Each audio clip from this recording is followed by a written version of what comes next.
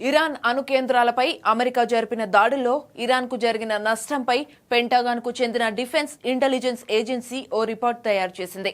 US దాడుల్లో ఇరాన్కు పరిమితంగా నష్టం వాటిల్లిందని ఈ నివేదికలో తెలపడం విశేషం.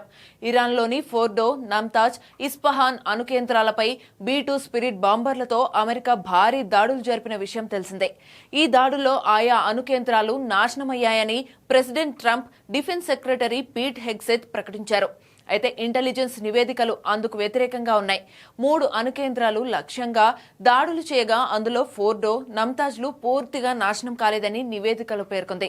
యురేనియం శుద్ధి చేసేందుకు ఉపయోగించే సెంట్రిఫ్యూజ్లు వంటి కీలక పరికరాలను ఇరాన్ కొన్ని నెలల్లోనే తిరిగి పునఃప్రారంభించుకోవచ్చని తెలిపింది.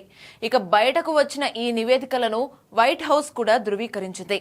అయితే అందులోని అంశాలను మాత్రం కొట్టిపారేసింది. ఇలాంటి ఆరోపణలతో కూడిన నివేదికలను లీక్ చేయడం ప్రెసిడెంట్ ట్రంప్ ను కించపరచడమేనని, ఇరాన్ అణు కార్యక్రమాన్ని నిర్మూలించిన యుద్ధ పైలట్ల ధైర్య సాహసాలను అప్రతిష్ట పాలు చేసే ప్రయత్నం ఇదని పేర్కొంది. 30,000 పౌండ్ల బరువైన 14 బాంబులను ఖచ్చితమైన లక్ష్యాలపై వేస్తే ఎంత నష్టం జరుగుతుందో అందరికీ తెలుసని, అవి మొత్తం ధ్వంసం అయ్యాయని white house press secretary Karoline Leavitt X లో పేర్కొన్నారు. ఇక ఈ నివేదికలపై అమెరికా అధ్యక్షుడు ట్రంప్ స్పందించారు.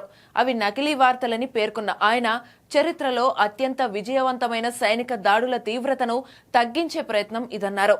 ఇరాన్లోని అణు కేంద్రాలు పూర్తిగా నాశనమయ్యాయని ట్రూత్ సోషల్లో పోస్ట్ చేశారాయన.